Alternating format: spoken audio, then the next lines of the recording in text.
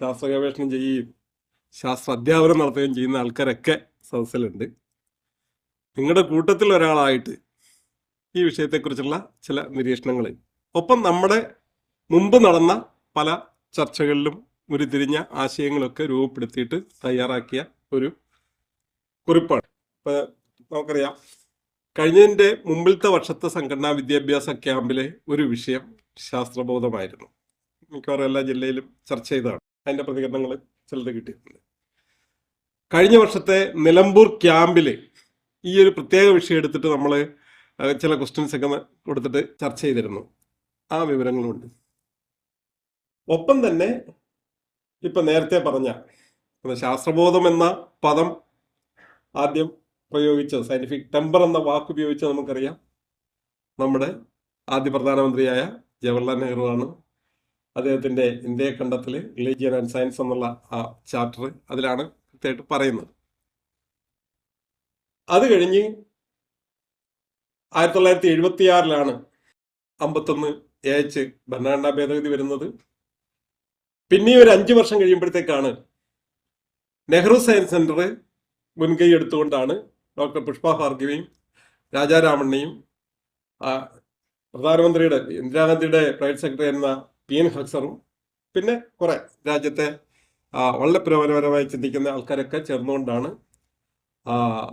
കൂനൂർ കൂടി ചേർന്നിട്ട് ശാസ്ത്രബോധത്തിന്റെ ആവശ്യകതയെക്കുറിച്ചുള്ള ചർച്ച നടക്കുന്നത്. അതിനുശേഷം വീണ്ടും അന്നത്തെ സാഹചര്യം, അന്ന് അതിനകത്ത് വായിച്ചിട്ടുണ്ടെങ്കിൽ നമുക്ക് പറയുന്നത്, ഇതിങ്ങനെ ഭരണഘടനാ ഭേദഗതിയിൽ മാത്രമല്ല, അടിസ്ഥാനപരമായിട്ടൊരു മൂവ്മെന്റ് ശാസ്ത്രബോധത്തിനുണ്ടാകണം എന്നുള്ള ആശയമാണ് ഈ കൂനൂർ ഡിക്ലറേഷൻ പറയുന്നത്. ശാസ്ത്ര പുരോഗതി ഉണ്ടാകുന്നുണ്ട്, പക്ഷെ ജനങ്ങളിലേക്ക് എത്തുന്നില്ല. അതിന്റെ കാരണം ശാസ്ത്രബോധം സൃഷ്ടിക്കപ്പെടുന്നില്ല. ഈ കാര്യങ്ങളൊക്കെയാണ് അതിനകത്ത് ചർച്ച ചെയ്തത്. വീണ്ടും ഒരു 30 വർഷം കഴിഞ്ഞിട്ട് 2011 ഹിമാചലിലെ കൊലാംബറിൽ ചേർന്നിട്ട് വീണ്ടും ഇതേ വിഷയം ചർച്ച ചെയ്യുന്നു. അപ്പൊ നമ്മുടെ രാജ്യം കുറച്ചുകൂടെ പിന്നോട്ട് പോവുകയാണ് ചെയ്തത്. കാരണം മുമ്പ് സ്വാശ്രയത്വം എന്നുള്ള ഒരു ആശയം ഉണ്ടായിരുന്നു, ആ സാധനം പോയി. അതിനകത്തും ശാസ്ത്രബോധം വീണ്ടെടുക്കുന്നതിനെ പറ്റിയിട്ട് കുറച്ചുകൂടി വിപുലമായ വേദികൾ ഉണ്ടാകേണ്ടതിനെ പറ്റിയിട്ടുള്ള ചർച്ചകൾ, ആവശ്യങ്ങൾ പറയുന്നുണ്ട്. ഇപ്പോഴാകട്ടെ AIPSC മുൻകൈ എടുത്ത് 24 ചേർന്ന കൽക്കത്ത ഡിക്ലറേഷൻ അതും വന്നിട്ടുണ്ട്. ആ കൽക്കത്ത ഡിക്ലറേഷൻ വരുമ്പോഴത്തേക്ക് രാജ്യം വീണ്ടും പിന്നോട്ട് പോവുകയാണ് ചെയ്തത്. ഇപ്പൊ നമ്മൾ വായിച്ചാൽ നമുക്ക് തോന്നുന്ന ഒരു വികാരം, യഥാസമയത്ത് ചെയ്യേണ്ട കാര്യം, അതായത് ശാസ്ത്രബോധത്തിനായിട്ടുള്ള വലിയൊരു പ്രസ്ഥാനം ആദ്യത്തെ ഘട്ടത്തിൽ 1981 മുതൽ രൂപപ്പെടുത്താൻ ശ്രമിക്കേണ്ടതായിരുന്നു. അന്ന് ഉന്നയിച്ച ഭീഷണികളൊക്കെയാണ് ഇപ്പോൾ നടന്നുകൊണ്ടിരിക്കുന്നത്. ഇന്ന് നമ്മൾ രാഷ്ട്രീയ വെല്ലുവിളിയായിട്ട് പലപ്പോഴും എടുത്തു പറയുന്ന മൂവ്മെന്റുകളെല്ലാം തന്നെ അവരാശ്രയിക്കുന്നത് ശാസ്ത്രബോധമില്ലായ്മ, ശാസ്ത്രബോധം അല്ലെങ്കിൽ വിശ്വാസത്തെയും അന്ധവിശ്വാസത്തെയുമാണ്. അത് പുതിയത് ഇൻപുട്ട് കൊടുക്കുകയും ചെയ്യുന്നു, അതിൽ പുതിയ മേഖലകൾ കൂട്ടിച്ചേർക്കുകയും ചെയ്യുന്നു. അപ്പൊ ഈ കാലഘട്ടത്തിലെ ഏറ്റവും പ്രധാനപ്പെട്ട ഒരു പ്രവർത്തനം എന്ന രീതിയിൽ ശാസ്ത്രബോധ പ്രവർത്തനം മാറണം. അതിനും കൂടെ ലക്ഷ്യം വെച്ചുകൊണ്ടുള്ള ഒരു കുറിപ്പാണ് ഇത്. നമ്മുടെ മുദ്രാവാക്യം ശാസ്ത്രം സാമൂഹ്യ വിപ്ലവത്തിന് എന്നുള്ളത്. എനിക്ക് തോന്നുന്നു അതിന് 2 തലമുണ്ട്. ഒന്ന്, ശാസ്ത്രത്തെ ജനങ്ങളുടെ സാമാന്യബോധമാക്കുക, ഓരോ വ്യക്തിയുടെയും സാമാന്യബോധമാക്കുക. ഇപ്പോഴാണുള്ള ഇത് വരുന്നത്. സാമാന്യബോധമാക്കാനുള്ള പ്രവർത്തനങ്ങളാണ് നടത്തേണ്ടത്. രണ്ടാമത്തത്, സാമൂഹ്യ തലത്തിൽ, പൊളിറ്റിക്കൽ തലത്തിൽ വികസനം. കാരണം ശാസ്ത്രത്തിന്റെ നേട്ടങ്ങൾ ജനങ്ങൾക്ക് അനുഭവപ്പെടുന്നത് വികസനത്തിലൂടെയാണ്. നേരത്തെ അത് ഇവിടെ വിസ്തീരിച്ചു. ആ വികസനം ജനപക്ഷമാക്കണമെന്നുണ്ടെങ്കിൽ ശാസ്ത്രീയമായ വികസനം എന്താണെന്ന് പറയേണ്ടിയിരിക്കും. അപ്പൊ അത്തരം കാര്യങ്ങളിൽ ഇടപെടണം. ഈ 2 മേഖലകളിലും ഇടപെട്ടുകൊണ്ടാണ് പരിഷത്ത് നിൽക്കുന്നത്. രണ്ടും പൂരകമാണ്, പരസ്പര പൂരകമാണ്. എന്ന് മാത്രമല്ല, വികസന രംഗത്തെ ഇടപെടൽ ചില പ്രിസ്ക്രിപ്ഷൻസ് നമ്മൾ കൊടുക്കുന്നു, ചില നിലപാടുകൾ എടുത്തിട്ടുണ്ടെങ്കിൽ ആ നിലപാട് ജനങ്ങൾക്ക് സ്വീകരിക്കണമെന്നുണ്ടെങ്കിലുള്ള മുന്നുപാധി എന്താണ്? നമ്മൾ പറയുന്ന നിലപാടുകൾ ജനങ്ങൾക്ക് സ്വീകരിക്കണമെന്നുണ്ടെങ്കിൽ ഒരു മുന്നുപാധിയാണ് ജനങ്ങളിൽ ശാസ്ത്രബോധം വളരുക. ഇല്ല എങ്കിൽ നമ്മൾ ഒരു വഴിക്ക് പറയും, നമ്മൾ ശാസ്ത്രം കൈകാര്യം ചെയ്യുന്ന സംഘടന അല്ലെങ്കിൽ ശാസ്ത്രജ്ഞന്മാരുള്ള സംഘടനയാണെന്ന് പറഞ്ഞിട്ട് കാര്യമില്ല, ജനങ്ങളിൽ ശാസ്ത്രബോധം വളർന്നു. അപ്പൊ ഈ രണ്ട് പ്രവർത്തനവും നമ്മുടെ ശാസ്ത്ര സാമൂഹ്യ വിപ്ലവത്തിന് എന്ന് പറയുന്ന പ്രവർത്തനത്തിന് വളരെ പ്രധാനപ്പെട്ട റോളാണ് വഹിക്കുന്നത് എന്നാണ് എനിക്ക് പറയാനുള്ളത്. രണ്ടാമത്തെ ചർച്ച ചെയ്യേണ്ടത് എന്താണ് ശാസ്ത്രം. അതൊരു ഡിസ്പ്യൂട്ടിംഗ് ഏരിയയാണ്. ചില സംബന്ധിച്ചിടത്തോളം മാനവരാശി ഇതുവരെ ആർജിച്ച അറിവുകളെല്ലാം ശാസ്ത്രമാണ് എന്ന് വാദിക്കുന്നവരുണ്ട്. അറിവ് എന്ന് പറഞ്ഞാൽ മതി, ശാസ്ത്രം എന്ന് പറയേണ്ട ആവശ്യമില്ല, എല്ലാ അറിവും മഹത്തരമാണ് എന്ന്. അങ്ങനെയാണെങ്കിൽ തിയോളജിയും വെളിപാടുകളും എല്ലാം ശാസ്ത്രമായിട്ട് നമ്മൾ അംഗീകരിക്കേണ്ടി വരും. അതിനകത്ത് വേറൊരു ഇതുണ്ട്, അത് യൂണിവേഴ്സിറ്റി സയൻസ് ബിരുദം നൽകുന്ന വിഷയങ്ങൾ മാത്രമേ സയൻസ് ആയിട്ട് കരുതാവുള്ളൂ. കൃത്യമായിട്ട് പരീക്ഷണ നിരീക്ഷണങ്ങൾക്ക് വിധേയമാകുന്ന ആ കാര്യങ്ങൾ മാത്രമേ നമ്മൾ സയൻസിന്റെ പരിധിയിൽപ്പെടുത്താവുള്ളൂ. ബാക്കിയൊക്കെ സയൻസിന് പുറത്താണ്, കൃത്യതയില്ലാത്തതാണ്. ഈ രണ്ട് വീക്ഷണങ്ങളും ചിലപ്പോൾ നമ്മുടെ സംഘത്തിൽ തന്നെ അത്തരം ചർച്ചകൾ ഉയർന്നു വരാറുണ്ട്. തോന്നുന്നത് ഏറ്റവും പ്രധാനപ്പെട്ട മൂന്ന് കാര്യങ്ങളാണ് സയൻസിനുള്ളത്. ഒന്ന് ഒബ്ജക്ടിവിറ്റിയാണ്, വസ്തുനിഷ്ഠതയാണ്. ഇന്ദ്രിയങ്ങൾ കൊണ്ട് എല്ലാവർക്കും ഒരേപോലെ ബോധ്യപ്പെടാവുന്ന വിഷയം, അളന്ന് തിട്ടപ്പെടുത്താവുന്ന വിഷയം, അതാണ് ഒബ്ജക്ടിവിറ്റി. വസ്തുനിഷ്ഠത നിർബന്ധമാണ്. രണ്ട്, യുക്തി, കാര്യകാരണ ബന്ധം. ആ കാര്യകാരണ ബന്ധത്തിലൂടെയാണ് പുതിയ അനുമാനങ്ങളിലേക്ക് എത്തുന്നത്. അപ്പോൾ യുക്തിചിന്ത, യുക്തി ആവശ്യമാണ്. മാത്തമാറ്റിക്സ് ആണ് അതിൽ ഏറ്റവും ശക്തമായിട്ടുണ്ട്. മൂന്നാമത്തത് തെളിവാണ്. ഫിലോസഫിക്ക് ആദ്യത്തെ രണ്ടും മതി, പക്ഷെ ആദ്യത്തെ രണ്ടല്ല, യുക്തി മതി.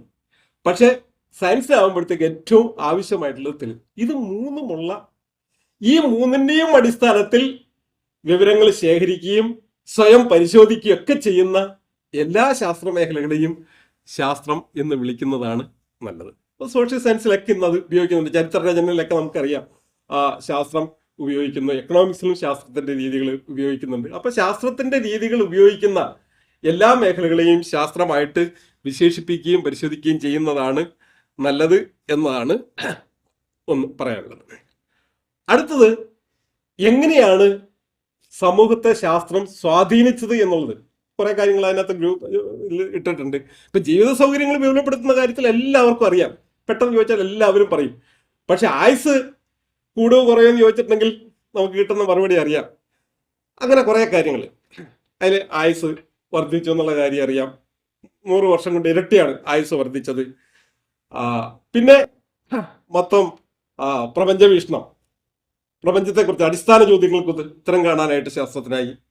മാനവശേഷി, ഇപ്പൊ നമ്മുടെ ഒരു വ്യക്തിയുടെ നമുക്ക് അളക്കാവുന്ന ദൂരം, നമുക്ക് അളക്കാവുന്ന സമയം, നമുക്ക് കണക്കൂട്ടാൻ പറ്റുന്ന ഇതെല്ലാം ഒന്ന് പരിശോധിച്ച് നോക്കുക, വളരെ വളരെ ലിമിറ്റഡ് ആണ്. പക്ഷെ ഇന്ന് നമ്മൾ കൈകാര്യം ചെയ്യുന്നതോ അതിവിപുലമായ മേഖലയിലേക്കാണ്. സൂക്ഷ്മ പ്രപഞ്ചത്തിലേക്കും സ്ഥൂല പ്രപഞ്ചത്തിലേക്കും കാലത്തിന്റെ ഒക്കെ പുറകോട്ട് ഇത് പോകുന്നു. അതെല്ലാം സയൻസിന്റെ ടൂൾസ് ഉപയോഗിച്ചുകൊണ്ടാണ്, ഉപകരണങ്ങൾ ഉപയോഗിച്ചിട്ട്, ശാസ്ത്ര സിദ്ധാന്തങ്ങൾ ഉപയോഗിച്ചിട്ട് ഒക്കെയാണ് ഉപയോഗിക്കുന്നത്. അപ്പൊ ശാസ്ത്രം എങ്ങനെയാണ് നമ്മളെ ആ രീതിയിലേക്ക് വളർത്തിയതെന്നുള്ളത്.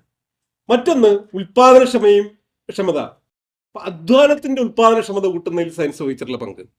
വിഭവങ്ങളുടെ വിനിയോഗശേഷി, നമ്മുടെ പഴയ ബൾബിൽ നിന്ന് മാറിയിട്ട് ഇപ്പോഴത്തെ LED ബൾബിലേക്ക് മാറിയ ഇത് തന്നെ നോക്കിയറിയാം. വിഭവങ്ങളുടെ വിനിയോഗശേഷി വർദ്ധിപ്പിച്ചത് അതിലൂടെയാണ് ഇന്ന് സമ്പത്തും ഉണ്ടാക്കുന്നത്. ഇപ്പൊ കഴിഞ്ഞ 30 വർഷത്തെ ഇത് ഗ്ലോബലൈസേഷന്റെ ഇതിനേക്കാൾ കൂടുതലായിട്ട് സംഭാവന ചെയ്തത് ശാസ്ത്ര സാങ്കേതിക വിദ്യയുടെ പുരോഗതിയാണ്.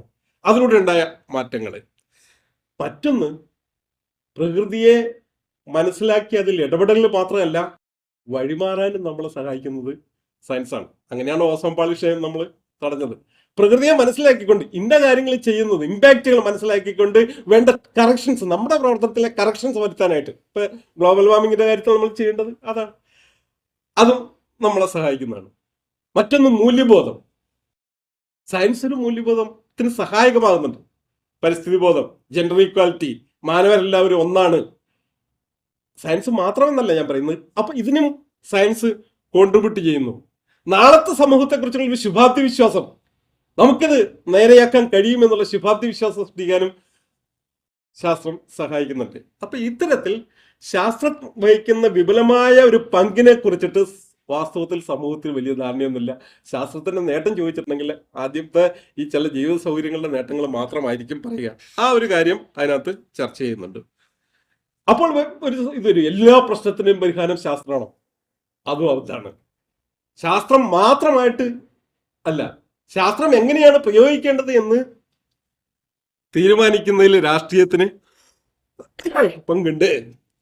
ആർക്ക് ഗുണകരമായിട്ടാണ് അത് വിനിയോഗിക്കേണ്ടത്, മാനവരാശി ഗുണകരം, ഇത്തരം കാര്യങ്ങളൊക്കെ തന്നെ തീരുമാനിക്കുന്നത് രാഷ്ട്രീയമാണ്. അതുപോലെ തന്നെ കലയും സംസ്കാരത്തിനൊക്കെ തന്നെ പങ്കുണ്ട് എന്നുള്ള കാര്യം. അടുത്തത് ചോദ്യം വരുന്നത്, നമ്മളുടെ മുദ്രാവാക്യം ശാസ്ത്രത്തെ സാമാന്യബോധമാക്കുക. എന്താണ് ശാസ്ത്രത്തെ സാമാന്യബോധമാക്കുക എന്നതുകൊണ്ട് ഉദ്ദേശിക്കുന്നത്? എനിക്ക് തോന്നുന്ന ഒരു 3 തലമുണ്ട്. ഒന്നാമത്തെ തലം അറിവ് പ്രാപ്യമാക്കുക. ഞാൻ പ്രാപ്യമാക്കുക എന്നുള്ള വാക്കാണ് ഉപയോഗിക്കുന്നത്. എന്നുവെച്ചാൽ അറിവ് ലഭ്യമായാൽ മാത്രം പോലെ എല്ലാവർക്കും കിട്ടുന്നു എന്നുള്ള, അവിടെ ഉണ്ടായാൽ മാത്രം പോരാ, അത് എല്ലാവരിലേക്കും എത്തണം. ഇപ്പൊ സാർവത്രിക വിദ്യാഭ്യാസം അടക്കും അതിന്റെ ഭാഗമാണ്. അപ്പൊ അറിവ് എല്ലാവർക്കും ലഭിക്കാനുള്ള സാഹചര്യം ഉണ്ടാകുക, സാങ്കേതിക വിദ്യകളെ പറ്റി അറിയുക, അത് വിവേചനപൂർവ്വം തിരഞ്ഞെടുക്കാനുള്ള കഴിവുണ്ടാവുക. സാങ്കേതികവിദ്യ എല്ലാത്ത സാങ്കേതികവിദ്യയും തിരഞ്ഞെടുക്കാമെന്നല്ല, മറിച്ച് അത് ഏതൊക്കെയാണ് നമുക്ക് ഗുണകരമായിട്ടുള്ളത്, നമുക്ക് വിനിയോഗിക്കാൻ പറ്റുന്നത് എന്ന് തിരിച്ചറിഞ്ഞുകൊണ്ട് പ്രയോഗിക്കാൻ കഴിയുക. മൂന്നാമത്തതാണ് സമൂഹത്തിൽ വളരേണ്ടുന്ന ശാസ്ത്രബോധം. അപ്പൊ എന്താണ് ശാസ്ത്രബോധം എന്നുള്ള ചോദ്യം വരുന്നു. ശാസ്ത്രബോധത്തെ പറ്റിയിട്ടും ഒരു ഏകമാനമായ ഒരു നിർവചനമല്ല കൊടുക്കുന്നത്. ചിലർക്കത് സയന്റിഫിക് നോളജാണ്, സയന്റിഫിക് നോളജ് ആയിട്ടാണ്. ചിലർക്കത് സാങ്കേതിക വിദ്യയിലുള്ള പ്രയോഗിക്കാനുള്ള സന്നദ്ധതയാണ്. ചിലർക്കാകട്ടെ രാഷ്ട്രീയ ബോധത്തെയാണ് ശാസ്ത്രബോധം എന്ന് പറയുന്നത്. സമൂഹത്തിൽ പരിവർത്തനം വരുത്താനുള്ള ആ ഒരു വിഷനെയാണ്, ഒരു രാഷ്ട്രീയ വിഷനെയാണ് ശാസ്ത്രബോധം എന്ന് പറയുന്നത്. അപ്പൊ എന്താണ് ശാസ്ത്രബോധം എന്നതിനെ പറ്റിയിട്ടുള്ള അന്വേഷണമാണ്. ഇപ്പൊ നെഹ്റുവിന്റെയും അതുപോലെ തന്നെ നേരത്തെ പറഞ്ഞ ഡിക്ലറേഷൻസിലൊക്കെ തന്നെ ശാസ്ത്രബോധം നിർവചിക്കുന്നുണ്ട്. ഇതൊക്കെ വെച്ചിട്ട് ചുരുക്കി പറഞ്ഞിട്ടുണ്ടെങ്കിൽ ഒരു ഇതായിട്ട് എനിക്ക് തോന്നുന്നത്, ഏത് വിഷയത്തെയും ഏത് പ്രശ്നത്തെയും സമീപിക്കാൻ പറ്റുന്ന ഏറ്റവും ബെസ്റ്റ് ടൂൾ സയൻസിൻ്റെതാണ്. ഏറ്റവും ആശ്രയിക്കാൻ കഴിയുന്ന ഇത് സയൻസിൻ്റെതാണ്. ഈ തിരിച്ചറിവാണ്. ഇന്ന് മാത്രമല്ല, അങ്ങനെ ആ സയൻസിന്റെ അറിവിനെ തേടിപ്പിടിക്കാനും അത് ജീവിതത്തിൽ പ്രയോഗിക്കാനും സന്നദ്ധമാകുന്ന കാഴ്ചപ്പാടിനെയാണ് വേണമെങ്കിൽ നമുക്ക് ശാസ്ത്രബോധം എന്ന് വിശേഷിപ്പിക്കാവുന്നത്. അപ്പൊ അതിന്റെ കൂടെ തന്നെ ചില കാര്യങ്ങൾ ഒപ്പം വരും. ഒന്ന് നേരത്തെ പറഞ്ഞാൽ ക്രിട്ടിക്കൽ തിങ്കിങ്.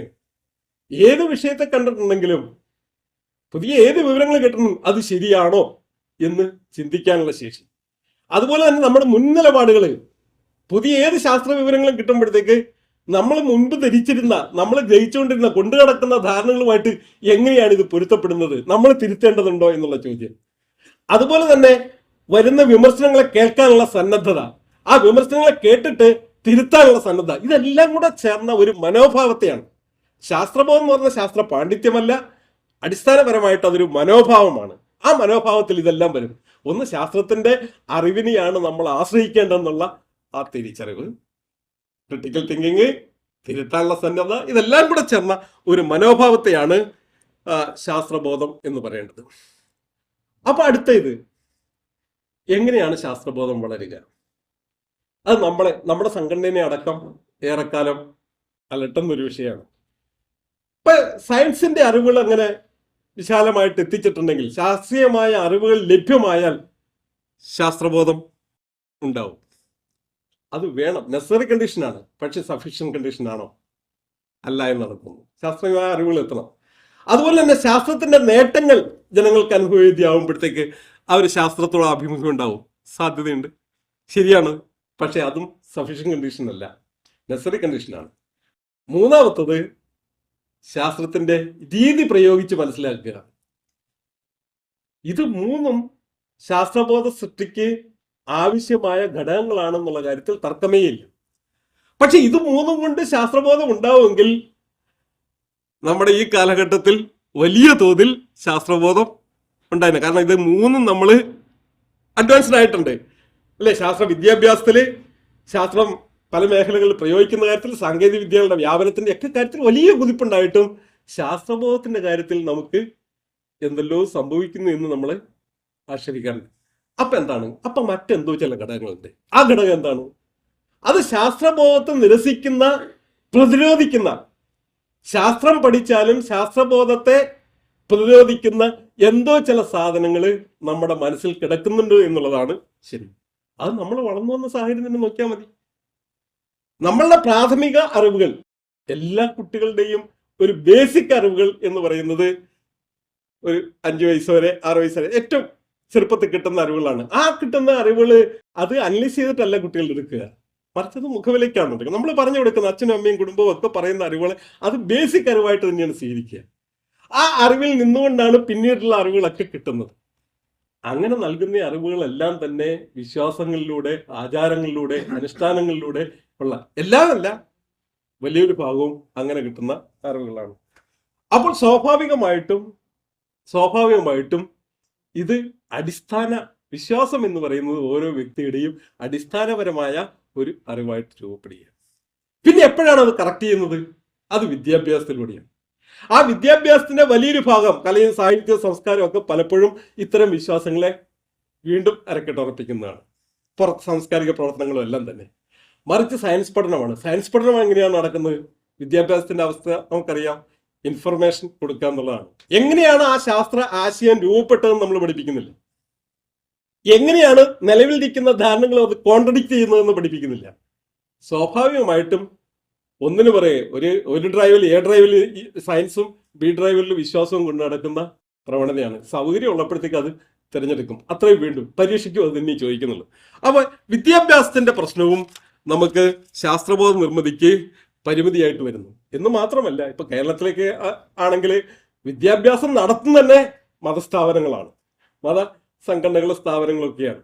അതുമൊക്കെ പ്രശ്നങ്ങളായിട്ട് തോന്നിയിട്ടുണ്ട്. അപ്പൊ എന്തുകൊണ്ടാണ്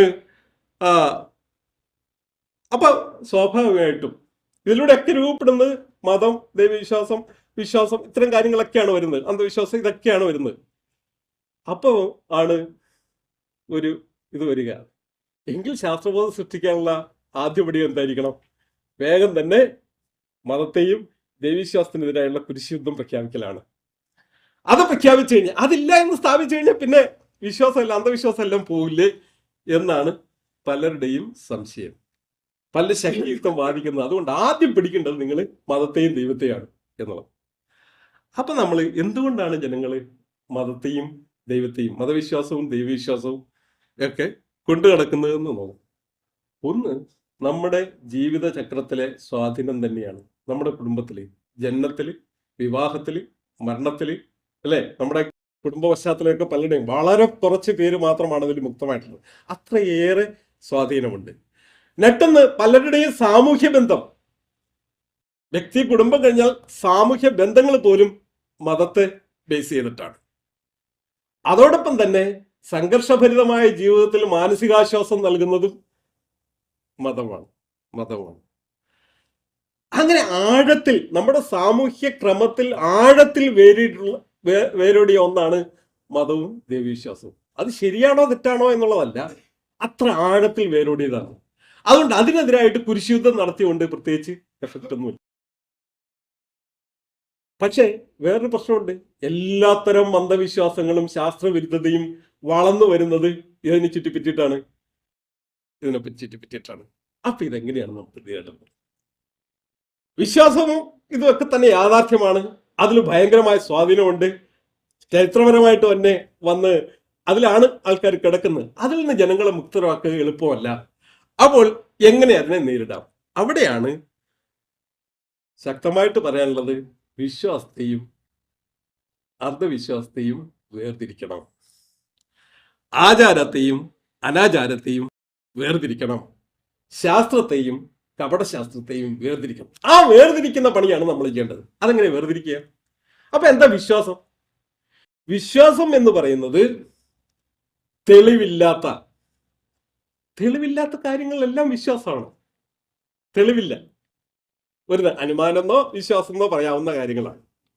ആ തെളിവ് വരുമ്പോഴത്തേക്കാണ് അത് സയൻസ് ആകുക. അപ്പൊ മതവിശ്വാസം എന്താണ്? വിശ്വാസത്തിൽ അല്പം വ്യത്യാസം. മതവിശ്വാസത്തിന് സവിശേഷത ഒബ്ജക്റ്റിവിറ്റി ഇല്ല. ഭൗതികേതര ശക്തികളെ സങ്കല്പിച്ചുകൊണ്ട് ഉള്ള വിശ്വാസങ്ങളാണ് മതം വെച്ച് പുലർത്തുന്നത്, ദൈവം അടക്കമുള്ളത്. പക്ഷെ അവിടെ സയൻസിന് ഒരു പരിമിതിയുണ്ട്. എന്താ പരിമിതി? ടെസ്റ്റ് ചെയ്ത് നോക്കാൻ കഴിയില്ല, ഭൗതികേതര സങ്കല്പങ്ങളുമായിട്ടുള്ള വാദങ്ങളെയും കാര്യങ്ങളും ഒന്നും സയൻസിന് ടെസ്റ്റ് ചെയ്യാനായിട്ട് കഴിയില്ല, അത്രയും. പക്ഷെ ഭൗതിക ജീവിതമായിട്ട് ബന്ധപ്പെടുമ്പോഴത്തേക്കാണ് അതിനകത്ത് നമുക്ക് ഇടപെടാൻ കഴിയുക. അപ്പൊ മതവിശ്വാസം എന്താണെന്ന് മനസ്സിലാക്കുക. അപ്പൊ അന്ധവിശ്വാസം എന്താണ്? അന്ധവിശ്വാസം എന്ന് പറയുന്നത് സയൻസ് തെറ്റെന്ന് തെളിയിച്ചിട്ടുള്ള കാര്യങ്ങൾ. രോഗം വരുന്നതിന്റെ കാരണം നമുക്കറിയാം, എന്നിട്ടും രോഗം വരുന്നത് ദേവികോപമാണ് അല്ലെങ്കിൽ പ്രേതബാധയാണ് എന്ന് പറഞ്ഞിട്ടുണ്ടെങ്കിൽ അത് അന്ധവിശ്വാസം തന്നെയാണ്. ആകാശത്തെ ഗോളങ്ങൾ എന്താണ് എന്നുള്ളത് നമുക്ക് കൃത്യമായിട്ട് അറിയാം, എന്നിട്ടും നമ്മുടെ ഭാവി ജീവിതത്തെ സ്വാധീനിക്കുന്നത് അല്ലെങ്കിൽ കല്യാണവും മറ്റേ പൊരുത്തം നിശ്ചയിക്കുന്നത് ഈ ഗോളങ്ങളാണെന്ന് പറഞ്ഞിട്ടുണ്ടെങ്കിൽ അത് അന്ധവിശ്വാസമാണ്. അന്ധവിശ്വാസങ്ങളെല്ലാം കൈകാര്യം ചെയ്യുന്നത് ഭൗതികേതരമായ വിഷയങ്ങളല്ല,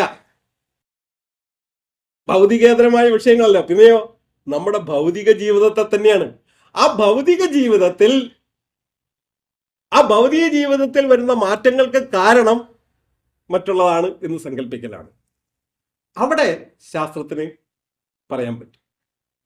സയൻസ് പറയേണ്ടത് സയൻസ് പ്രൂവ് ചെയ്ത കാര്യങ്ങൾ, അവിടെ നമ്മൾ കൃത്യമായിട്ട് പറയണം അത് തെറ്റാണ് എന്ന് പറയണം. അങ്ങനെ വേർതിരിക്കുക എന്നുള്ളതാണ്. അത് പറ്റാത്ത കാര്യങ്ങളിൽ നമ്മൾ തർക്കിക്കാൻ പോകുന്നത് താർക്കികമായ ഒരു യുക്തി ഉണ്ടാവും. തീർച്ചയായിട്ടും ആ യുക്തി ഭൗതികവാദമാണോ ആത്മീയവാദമാണോ ശരി എന്നുള്ളത് നമ്മുടെ ഭാരതത്തിൽ തന്നെ അത്തരം ചർച്ചകളൊക്കെ വളരെ മുമ്പ് തന്നെ നടന്നിട്ടുണ്ട്. ആ തർക്കം നമുക്ക് എത്ര വേണമെങ്കിലും തുടരാം, തർക്കം തുടരുകയും ചെയ്യണം, അതും ആയിക്കോട്ടെ. പക്ഷെ അതുകൊണ്ട് ജനങ്ങളുടെ മനോഭാവത്തിൽ മാറ്റം ഉണ്ടാവില്ല. മാറ്റം ഉണ്ടാകണമെങ്കിൽ എന്ത് വേണം? നമുക്ക് പറഞ്ഞ് ബോധ്യപ്പെടുത്താവുന്ന കാര്യങ്ങളുണ്ട്. ഇതാണ് വസ്തുത. സയൻസിന്റെ പ്രത്യേകതയാണ്, അത് പറഞ്ഞ് ബോധ്യപ്പെടുത്താൻ പറ്റുന്നതാണ്. ആ ബോധ്യപ്പെടുത്താവുന്ന കാര്യങ്ങൾ വെച്ചിട്ട് അന്ധവിശ്വാസത്തെ തുറന്നു കാണിക്കാനായിട്ട് നമ്മൾ തയ്യാറാകണം. രണ്ട്, ആചാരവും അനാചാരവും. എല്ലാ ആചാരങ്ങളും രൂപപ്പെട്ടത് ഓരോ കാലത്തും ഓരോ ദേശത്തും ആണ്. അന്നത്തെ സാമൂഹ്യ ബന്ധങ്ങൾക്കനുസരിച്ചിട്ട്, അന്നത്തെ അറിവിനനുസരിച്ചിട്ടാണ് എല്ലാ ആചാരങ്ങളും രൂപപ്പെട്ടത്.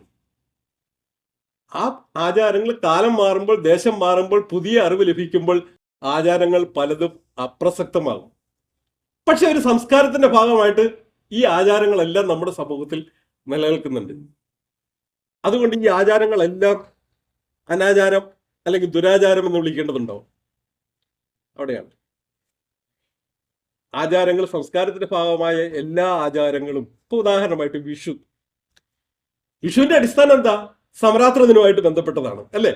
സമരാത്ര ദിനം ഇന്ന് ഏപ്രിൽ 14 നമ്മൾ ആഘോഷിക്കുന്നത്, മറ്റേ വിഷു ആചരിക്കുന്നത്. പക്ഷെ യഥാർത്ഥ സമരാത്ര ദിനം മാർച്ച് 21. അതുകൊണ്ട് വിഷു എന്ന് പറയുന്നത് ഒരു അനാചാരമാണെന്ന് പറയണോ? പറയേണ്ടതില്ല എന്നാണ് എൻ്റെ പ്രശ്നം. മറിച്ച് കാലഘട്ടപ്പെട്ട അത് ചർച്ച ചെയ്യണം. ഇതാണ് യഥാർത്ഥ വിഷു അന്നാണെന്നൊക്കെ നമ്മൾ പറയാം. പക്ഷെ ദുരാചാരമായിട്ട് വരുന്നത് എന്താണ്? ആ ആചാരം ഒരു വ്യക്തിക്കോ സമൂഹത്തിനോ പ്രകൃതിക്കോ ഏതെങ്കിലും വിധത്തിൽ ദോഷകരമായിട്ട് വരുന്ന കാര്യങ്ങളാണെങ്കിൽ അപ്പോൾ നമ്മൾ അനാചാരം എന്ന് വിളിക്കണം. അതുകൊണ്ടാണ് ആർത്തവകാലത്ത് സ്ത്രീകൾക്ക് പൊതുവിടങ്ങൾ പ്രവേശിക്കരുതെന്ന് പറയുന്നത് അനാചാരമാണ്. കൃത്യമായിട്ട് നമുക്ക് പറയാൻ കഴിയും. ആ സ്ത്രീകളുടെ സ്വാതന്ത്ര്യത്തെ ഹനിക്കുന്നതാണ്. അങ്ങനെ അനാചാരത്തെ കൃത്യമായിട്ട് പറയാം. അപ്പോൾ നമ്മൾ എല്ലാത്തിനെയും, ഇപ്പൊ വൈകുന്നേരം വിളക്ക് കത്തിക്കുന്നു, ചില സുഹൃത്തുക്കളൊക്കെ പറയാറുണ്ട്,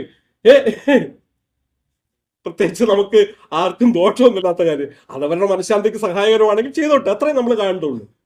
അപ്പോൾ ഇങ്ങനെ ആചാരത്തെയും ദുരാചാരത്തെയും വേർതിരിക്കുക, വിശ്വാസത്തെയും അന്ധവിശ്വാസത്തെയും വേർതിരിക്കുക, ശാസ്ത്രത്തെയും കപടശാസ്ത്രത്തെയും വേർതിരിക്കുക. ഈ ഒരു കാലഘട്ടത്തിൽ ഏറ്റവും പ്രധാനപ്പെട്ട ഒന്നത് കപടശാസ്ത്രങ്ങളാണ്. നമ്മുടെ ശാസ്ത്ര പഠനത്തിന്റെ പ്രത്യേകത നേരത്തെ പറഞ്ഞു, ശാസ്ത്രം ഇൻഫർമേഷൻ ആയിട്ടാണ്. അതുകൊണ്ട് ഈ ശാസ്ത്രത്തിന്റെ മേൽ മുമ്പ് പഠിച്ച വിശ്വാസത്തിന്റെ മേലാണ് ഈ ശാസ്ത്രം കെട്ടിവെക്കുന്നത്. അപ്പോൾ ഈ കപടശാസ്ത്രങ്ങൾ സൃഷ്ടിക്കാനും അത് സ്വീകരിക്കാനുമുള്ള ടെൻഡൻസി കൂടുതലാണ്. ഏത് വിഷയത്തെയും പഠിക്കുമ്പോഴത്തേക്ക് അത് നമ്മൾ മുമ്പ് പഠിച്ച് നമ്മുടെ മനസ്സിൽ മുമ്പ് കൊണ്ടു നടന്നിരുന്ന വിശ്വാസവുമായിട്ട് ചേർന്ന് പോകുന്നതാണെന്ന് സ്ഥാപിച്ചിട്ട് അതിന്റെ ന്യായീകരണം ചമയ്ക്കാനുള്ള തത്രപ്പാടുകൾ നമുക്ക് കാണാൻ കഴിയും. അതുകൊണ്ടാണ് ക്വാണ്ടം ഫിസിക്സിനെയും അതുപോലെ തന്നെ ആവേശ സിദ്ധാന്തത്തെയൊക്കെ വലിയ തോതിൽ ദുർവ്യാഖ്യാനം ചെയ്തുകൊണ്ട് പലരും രംഗത്ത് വരുന്നത്. അപ്പം നമ്മൾ എന്താണ് ശാസ്ത്രം, എന്താണ് കപടശാസ്ത്രം എന്നുള്ള കാര്യങ്ങളും നമ്മൾ പറയണം. ഇപ്പൊ ഇലക്ട്രോമാഗ്നറ്റിക് റേഡിയേഷൻ പോലും വലിയ ഭീകരമായിട്ട് പലരും അവതരിപ്പിക്കുന്ന കാണുന്നുണ്ട്. സയൻസിന് പദങ്ങൾ ഉപയോഗിക്കുക, ശാസ്ത്രീയമായ സിദ്ധാന്തങ്ങളെ തെറ്റായിട്ട് അവതരിപ്പിക്കുക, ഇതാണ് കപടശാസ്ത്രങ്ങളിൽ ചെയ്യുന്നത്. ആയിപ്പോയല്ലേ, 5 മിനിറ്റ് ഉണ്ടല്ലേ? ഓക്കെ. ആ ഓക്കെ. ആ അപ്പൊ ഞാൻ വിശ്വാസത്തെ അല്ല, അന്ധവിശ്വാസത്തെയാണ്, വിശ്വാസത്തിനെ സപ്പോർട്ട് ചെയ്യണമെന്നല്ല ഞാൻ പറയുന്നത്, മറിച്ച് എതിർക്കേണ്ടത്, തുറന്നു കാട്ടേണ്ടത്. ആ അതുപോലെ തന്നെ അന്ധവിശ്വാസത്തെയാണ്, കപടശാസ്ത്രങ്ങളെയാണ്, ദുരാചാരത്തെയാണ് എന്ന് പറയുമ്പോഴത്തേക്ക് അടിസ്ഥാനപരമായിട്ട് ശാസ്ത്രബോധത്തിന് ഭൗതികവാദ വീക്ഷണം തന്നെയാണ് വേണ്ടതെന്നുള്ള കാര്യത്തിൽ സംശയമൊന്നുമില്ല കേട്ടോ. അത് ക്രമേണ ഉണ്ടാകുന്ന ഒരു കാര്യമാണ്. ഭൗതിക പ്രപഞ്ചമാണ് യാഥാർത്ഥ്യം. ആ ഭൗതിക പ്രപഞ്ചത്തിലെ പ്രതിഭാസങ്ങളെ അടിസ്ഥാനമാക്കിയിട്ടാണ് ലോകത്തെ വീക്ഷിക്കേണ്ടത്. അതിന് സയൻസിന്റെ പിറവി തന്നെ എങ്ങനെയാണ്? ഗ്രീസിലെ പൗരാണിക മറ്റേ കക്ഷികള് അവര് ചെയ്ത ഏറ്റവും പ്രധാനപ്പെട്ട ചുവട് ഇതാണ്. ഭൗതിക ലോകത്തെ ബേസ് ചെയ്തുകൊണ്ട് പ്രപഞ്ചത്തെ പ്രതിഭാസങ്ങളെ വീക്ഷിക്കാനായിട്ട് തുടങ്ങി. അത് ശാസ്ത്രത്തിന്റെ അടിസ്ഥാനമാണ്. അപ്പൊ അത് തന്നെയാണ് ഭൗതികവാദപരമായിട്ടുള്ള സമീപനം തന്നെയാണ് വേണ്ടത്. പക്ഷെ അത് കേവലം കുരിശുയുദ്ധത്തിലൂടെ നടക്കുന്ന കാര്യമല്ല, ക്രമേണ ഡെവലപ്പ് ചെയ്യേണ്ടുന്ന ഒരു കാഴ്ചപ്പാടാണ് എന്നാണ് പറയാനുള്ളത്. അടുത്തത് നമ്മുടെ സമകാലിക വെല്ലുവിളികളാണ്. അത് ഞാൻ നേരത്തെ സൂചിപ്പിച്ച്, മൊത്തം വളർന്നു വരുന്ന കേരളത്തിൽ വരുന്ന പഴയ വിശ്വാസങ്ങളുടെ തിരിച്ചുവരവ്, അന്ധവിശ്വാസങ്ങളുടെ അനാചാരങ്ങളൊക്കെ തിരിച്ചു വരുന്ന കാര്യം, അതുകൂടാതെ ജാതീയത, മത സ്വത്വബോധങ്ങൾ ഇത് വളർന്നു വരുന്നത്, ഇതുകൂടാതെ ദേശീയ തലത്തിൽ ആസൂത്രിതമായിട്ട് നടപ്പിലാക്കുന്ന പദ്ധതികൾ. ഇപ്പൊ കഴിഞ്ഞ വർഷത്തെ നമ്മൾ അത്തരൊരു ക്യാമ്പയിൻ നടത്തിയതാണ്. ഏതൊക്കെ വിധത്തിലാണ് കേന്ദ്രം ശാസ്ത്ര വിരുദ്ധത പ്രോത്സാഹിപ്പിക്കുന്നത്? പുതിയ കാര്യങ്ങളാണ്. ഇന്ത്യയുടെ ചരിത്ര തെറ്റായി വ്യാഖ്യാനിക്കുന്നു, ഇന്ത്യയിലെ നമ്മുടെ പുരാണങ്ങളുടെ യഥാർത്ഥ സംഭവമായിട്ട് ചിത്രീകരിക്കുന്നു, അത്തരം കാര്യങ്ങൾക്ക് വേണ്ടിയിട്ട് ശാസ്ത്ര ഗവേഷണം വഴിതിരിച്ചു വിടുന്നു, കുറെ വിഷയങ്ങൾ. അതെല്ലാവർക്കും ഏറെ ചർച്ച ചെയ്തുകൊണ്ട് ഞാൻ വിശദീകരിക്കുന്നില്ല, സമയമില്ലാത്തതുകൊണ്ട്. അപ്പോ ഇതൊക്കെ സംഭവിച്ചുകൊണ്ടിരിക്കുന്നത്, ഇതിനൊക്കെ അടിസ്ഥാനമാക്കുന്നത് എന്താണ്? നേരത്തെ പറഞ്ഞ വിശ്വാസങ്ങൾ. അപ്പോൾ ഈ വേർതിരിക്കലും അത്തരം വിഷയങ്ങൾ ചർച്ചയ്ക്ക് വിധേയമാക്കുക എന്നുള്ളത് നമ്മളുടെ ഈ കാലഘട്ടത്തിൽ ഏറ്റവും പ്രധാനപ്പെട്ട കടമയാണ് എന്നാണ് എനിക്ക് തോന്നുന്നത്. നേരത്തെ ഇവര് വിശ്വാസത്തെ ഉപയോഗപ്പെടുത്തുക മാത്രമല്ല, പുതിയ അന്ധവിശ്വാസങ്ങൾ അടിച്ചേൽപ്പിക്കുകയും ചെയ്യുന്നു. അങ്ങനെയാണെങ്കിൽ എന്താണ് ഈ കാലഘട്ടത്തിൽ ചെയ്യേണ്ടത്?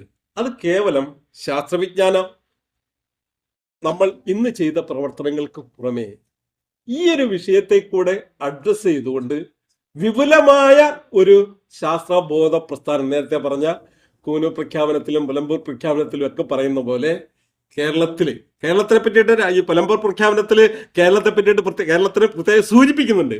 ശാസ്ത്ര പ്രസ്ഥാനങ്ങൾ എങ്ങനെയാണ് ഗുണപരമായ മാറ്റങ്ങൾ ഉണ്ടാക്കിയെന്നുള്ളതൊക്കെ കേരളത്തിന് ഒരു മാതൃക നമുക്ക് ഉണ്ടാക്കാനായിട്ട് കഴിയും.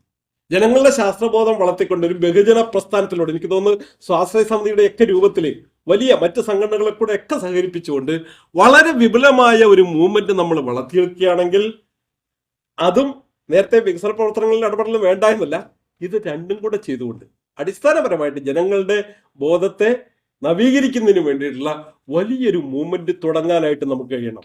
അത് ശാസ്ത്രബോധത്തെ പറ്റിയിട്ട് എല്ലായിടത്തും പോയി ക്ലാസ് എടുക്കലല്ല. ആ ക്ലാസ് സാമൂഹ്യ പ്രവർത്തകർക്കാണ് വേണ്ടത്. ക്ലാസ് വേണ്ടത് ജനങ്ങളെ എങ്ങനെയാണ് ഓരോ വിഷയത്തിൽ, ഇപ്പൊ കൃഷിയിലെ ശാസ്ത്രം എന്താണ്, ആരോഗ്യരംഗത്തെ ശാസ്ത്രം എന്താണ്, ഇത്തരം ഓരോ മേഖലയിലെയും ശാസ്ത്രം നമ്മൾ പറയണം. ശാസ്ത്രീയമായ പ്രപഞ്ച വീക്ഷണം പരിചയപ്പെടണം. അന്ധവിശ്വാസങ്ങൾ സംബന്ധിച്ചിട്ടുണ്ട്, എന്താണ് ജ്യോതിഷമെന്ന്, എന്താണ് വാസ്തു, എങ്ങനെയാണത് ശാസ്ത്രവിരുദ്ധമാകുന്നത്, എങ്ങനെയാണ് രോഗം വരുന്നത്, ഇത്തരം കാര്യങ്ങളൊക്കെ തന്നെ ജനങ്ങളുടെ ഇടയിൽ ചർച്ചയാകണം. അതുപോലെ തന്നെ എന്താണ് ഭാരതത്തിന്റെ ശാസ്ത്ര പാരമ്പര്യം, എന്താണ് യഥാർത്ഥത്തിൽ ഇന്ത്യയുടെ ചരിത്രം, എന്താണ് ഇന്ത്യൻ ദേശീയത, എന്താണ്, ഇത്തരം വിഷയങ്ങളൊക്കെ വലിയ തോതിൽ ചർച്ച ചെയ്യുന്ന ഒരു മൂവ്മെന്റ് ആക്കിയിട്ട് ഇതിനെ മാറ്റണം. അതോടൊപ്പം തന്നെ നമുക്ക് വിദ്യാഭ്യാസ രംഗത്തെ ഇടപെടലിന്റെ ഏറ്റവും പ്രധാനപ്പെട്ട കുന്തമനയായിട്ട് ശാസ്ത്രബോധം വളർത്തുക എന്നുള്ള ലക്ഷ്യം മാറണം. അതിനെന്ത് ചെയ്യാൻ കഴിയും? അങ്ങനെ ചെയ്യണമെന്നുണ്ടെങ്കിൽ ഘടനാപരമായിട്ട് എന്തെങ്കിലും മാറ്റം വരേണ്ടതുണ്ടോ, ഉള്ളടക്കത്തിൽ എന്തെങ്കിലും മാറ്റം വരേണ്ടതുണ്ടോ? കേവലം വിഷയങ്ങൾ മനസ്സിലാക്കുക മാത്രമല്ല, ശാസ്ത്രബോധം ജനിപ്പിക്കുന്നതിന് എത്രത്തോളം സഹായമായിട്ട് ഇതുവരെയുള്ള പാഠ്യപദ്ധതികൾ അടക്കം അതിനെ പുനഃപരിശോധിക്കുക. ഈ രീതിയിൽ എല്ലാ മേഖലകളിലും എങ്ങനെ ശാസ്ത്രബോധം സൃഷ്ടിക്കുക എന്നൊരു അജണ്ടയിലേക്ക് കേരളത്തെ എത്തിച്ചിട്ടുണ്ടെങ്കിൽ അത് വലിയ ഒരു ചുവടുവയ്പാകും. അതിനു വേണ്ടിയുള്ള ഒരു ജനകീയ ശാസ്ത്രം, ഒരു പ്രസ്ഥാനം, അതായത് സ്വാശ്രയ സമിതി പോലുള്ള വലിയൊരു വിപുലമായ ഒരു പ്രസ്ഥാനം തന്നെ ഈ കാലഘട്ടത്തിന്റെ ആവശ്യമാണ്. അപ്പോഴാണ് നമുക്ക് ഇന്ന് രാജ്യം എത്തി നിൽക്കുന്ന പതനത്തിന് ഒരു മറുമരുന്നായിട്ട് നമുക്ക് കേരളത്തെ ചൂണ്ടിക്കാണിക്കാൻ കഴിയുക, അതിനു വേണ്ട ചർച്ചകൾ നടത്തണം എന്ന് പറഞ്ഞുകൊണ്ട്